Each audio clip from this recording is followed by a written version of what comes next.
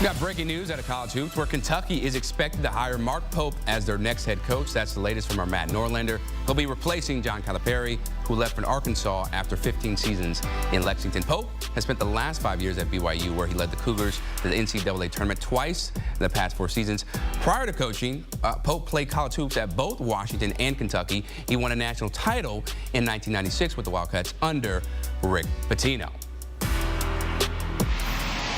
Time now to bring in CBS Sports senior college basketball writer Matt Norlander, who's been grinding on this story. And Matt, this is interesting to say the least. What can you tell us about why Kentucky decided to go with Mark Pope from BYU?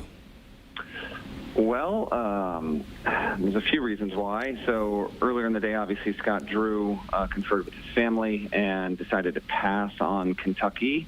And so when that happened, Kentucky still had the faintest of hopes that maybe it could get Dan Hurley to say yes, but obviously that was never a realistic option. However, once Dan Hurley, said no, they moved on. They had another candidate that they were looking to hopefully talk to, a sitting head coach in a power conference. I'm not going to give you that candidate's name because it hasn't been revealed publicly, and now it's immaterial. And so at the same time they were talking to that candidate, they were also talking with Mark Pope. And as we speak here Thursday night, there is nothing signed yet, but this is the way this is heading. It would take a major event for this to not happen. Pope is in line to be the next head coach at Kentucky.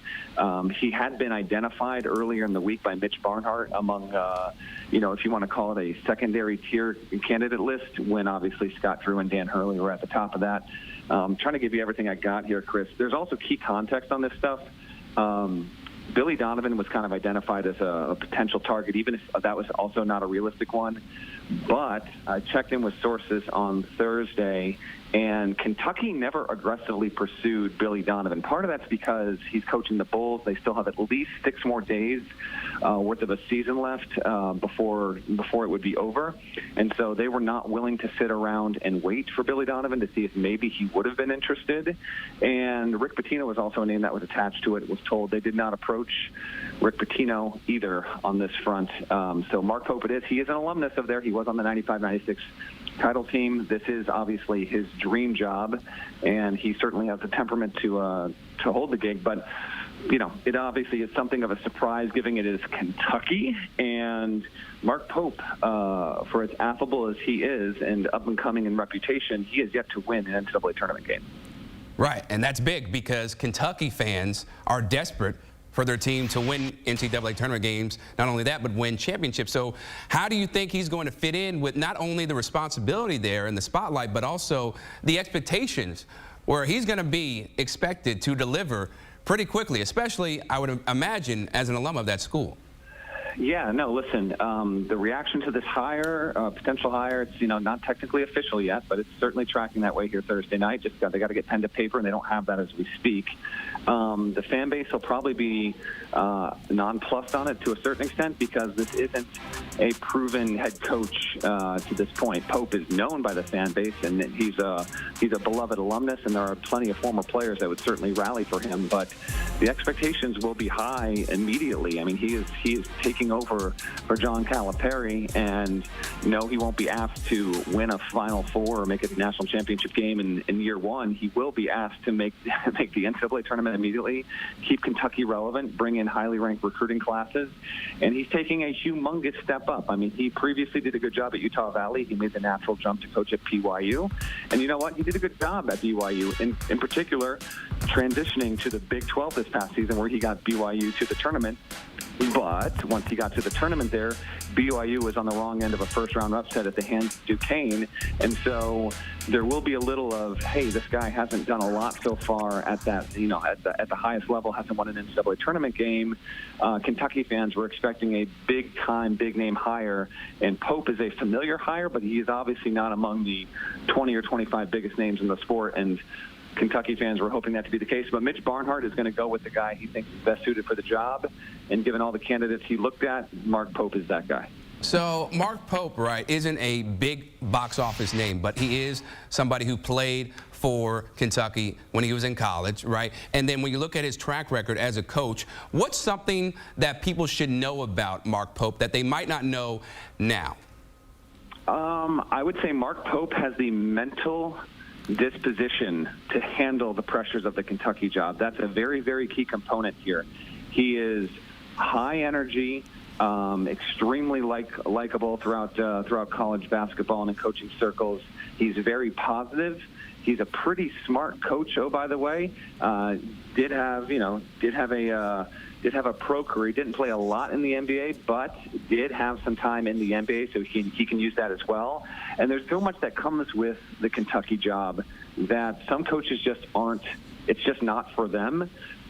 This one is for Mark Pope, and he. We're at more than 60 hires during this cycle, Chris, and I think it's not a stretch whatsoever to say that there is no coach who got a head coaching job in this cycle who, by nature of getting that job, it means more to them than this will mean to Mark Pope once he's able to get pen to paper and get this deal done. I mean, it is something that he would have crawled to literally from Utah to Lexington in order to get it. Fortunately, that is not a job requirement to get the post of head coach, but that's where he is, and we wait and see for this deal to get done. Ideally, probably by the end of the night from Pope's end. We wait and see if that's the case, and if not, then look for it to be made official on Friday. Matt Norlander with the very latest, as Mark Pope is looking like he's going to be the next head coach of Kentucky. We appreciate the time, man. And the national title game might be in the rear view, but that doesn't mean the news cycle stops churning. Tune in to the Eye on College Basketball Podcast as Matt Norlander and Gary Parrish dive into every offseason move, coaching updates, the transfer portal, and more. Download and subscribe wherever you get your podcast. And coming up, we will have more reaction as Kentucky and Mark Pope appear to be on the track of finalizing a deal for him to become the next head coach for Kentucky. Lexington, they have their guy.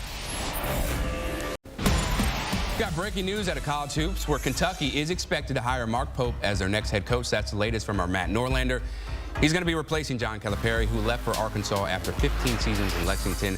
Pope has spent the last 5 years at BYU, where he led the Cougars to the NCAA tournament twice in the past 4 seasons. Prior to coaching, Pope played college hoops at both Washington and Kentucky. He won a national title in 1996 with the Wildcats under Rick Pitino. All right, time to bring in 24/7 national basketball analyst Travis Branham and 24/7 director of recruiting Adam Finklestein. And look, I'll be honest, I was not expecting this. I knew they struck out on Scott Drew and some others.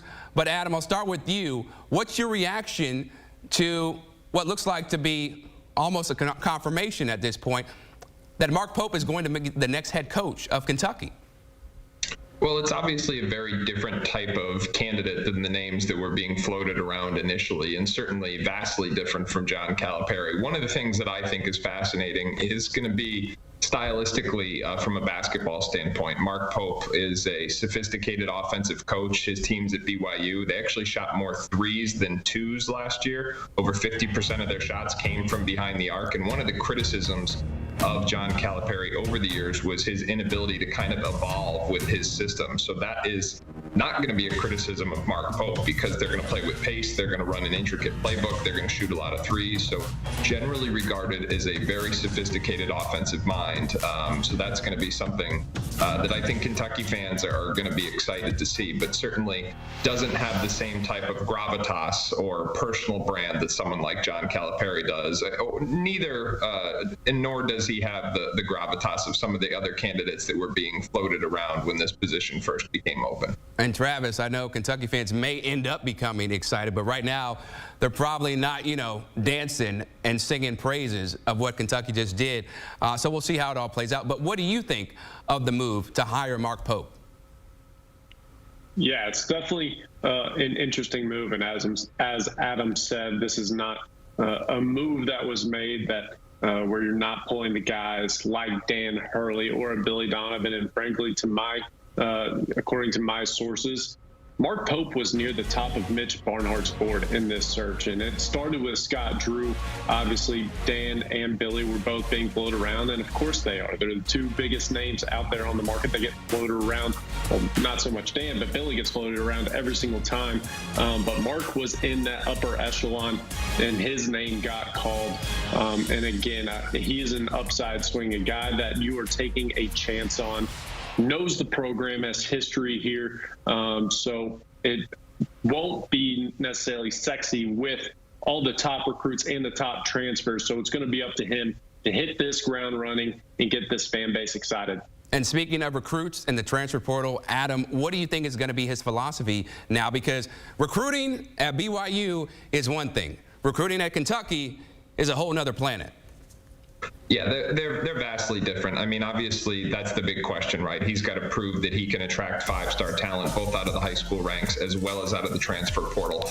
But I also think that the offensive fit is, again, going to be a key theme here. Remember, he values three-point shooting as much, if not more, than any other coach in the country. So I think you're going to see a big emphasis on skill. His BYU teams were also some of the best passing teams in the country, 6th overall in terms of assists to field goals made. So you're going to see him prioritize skilled players who can make shots, move the ball, and operate with a high basketball IQ. It's going to be a different kind of product at Kentucky. But this is also a coach who's shown a willingness to evolve. His system, his playbook has evolved a bit over the last couple of years, dating back to his time in Utah before arriving at BYU. So I do think you're going to see some flexibility, and you're going to see a little bit of a pivot between what he did at BYU. But again, going to prioritize skill, basketball IQ, because we are definitely going to see an intricate offensive system in this next iteration of Kentucky's program. And Travis, I'll pose the same question to you. Yeah, what are you expecting as far as his recruiting philosophy? And then two, how do you think he's going to handle the expectations? Because this is a guy who played for Kentucky, so of course he knows it, but it's different when you're playing compared to where you are the leader. You are the face of that program. Yeah, on the recruiting front, I would anticipate him coming in and being a bit of a blended guy. He's naturally been recruiting 4-year players, hitting the transfer portal market, but now he's going to be able to tap in to the elite high school recruits. And something that we are seeing play out across the country is you don't necessarily want to go high school heavy. You don't want to continue to hound these top 25 players in the recruiting class. You want to get a couple of them, fill in some developmental guys in behind them, and then bolster that roster with guys out of the transfer portal. So you're getting a good blend of youth, talent, age, and experience and continuity that plays out in the long run here. So I would anticipate him doing that. And then when it comes to the expectations and dealing with the day-to-day at Kentucky, it's unlike any other job. The pressures and the different forces that pull you in different directions, I don't think it's something that anybody can ever be prepared for. So he's going to have to evolve on the job. It's going to be a big learning curve for him. And going to have the most crucial part of this is he's going to have to hire a very strong and killer staff that can go out and get the players and hold him grounded throughout this season. We are entering a new era of Kentucky men's basketball. Mark Pope looking like he's going to be the next head coach for the Wildcats. Travis, Adam, thanks so much for the time, gentlemen. So the national title game might be in the rearview mirror, but that doesn't mean the news cycle stops churning. Tune in to the Eye on College Basketball podcast as Matt Norlander and Gary Parrish dive into every offseason move, coaching updates, the transfer portal, and more. Download and subscribe wherever you get your podcasts. And up next, we have more reaction to Kentucky replacing John Calipari with former Kentucky star Mark Pope. Man, a new era looks like it's about to begin in Lexington. Stay with us. You're watching CBS Sports HQ.